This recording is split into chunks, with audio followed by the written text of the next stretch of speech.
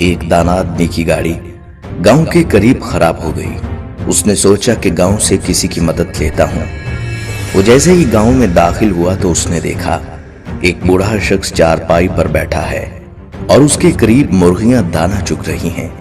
उन मुर्गियों में एक बाज का बच्चा भी है जो मुर्गियों की तरह दाने चुग रहा है। वो हैरान हुआ और अपनी गाड़ी को भूलकर उस बूढ़े शख्स से कहने लगा कि ये कैसे खिलाफ कुदरत मुमकिन हुआ कि एक बाज का बच्चा जमीन पर मुर्गियों के साथ दाने चुग रहा है।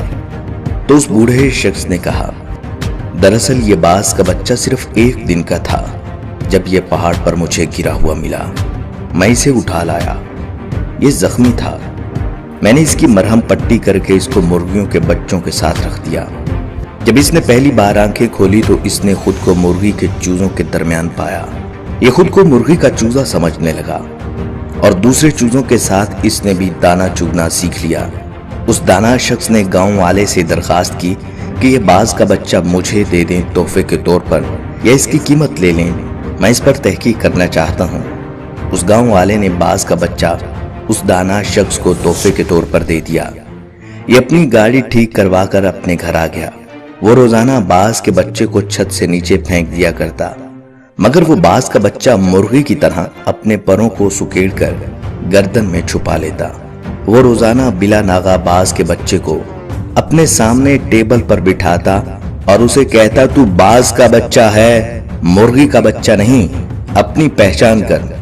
इसी तरह उसने कई दिन तक उर्दू, पंजाबी, सिंधी, सराइकी, पश्तो हर जुबान में उस बच्चे को कहा कि तू बाज का बच्चा है, मुर्गी का नहीं, अपनी पहचान कर, अपने आप को पहचानने की कोशिश करो।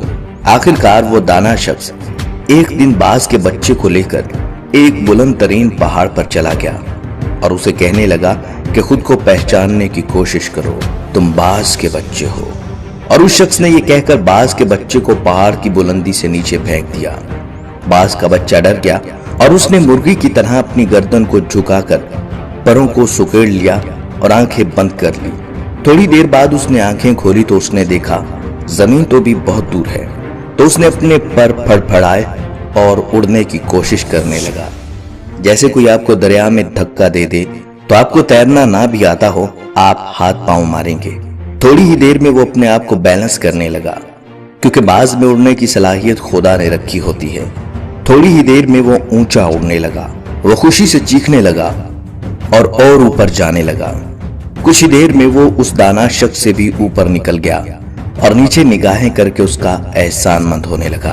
तो दाना शख्स ने कहा, ऐ बाज, मैंने तुझे तेरी शिनाख्त दी है, अपने पास से कुछ नहीं दिया। ये कमाल सलाहियतें तेरे अंदर मौजूद थीं, मगर तू बेखबर था। यही मामला हम लोगों के साथ है। हमारी एक खास शनाख्त है, हम एक खास उम्मत के अरकान हैं। हम एक ऐसी कौम से हैं जिसने सारी दुनिया पर हुकूमत की।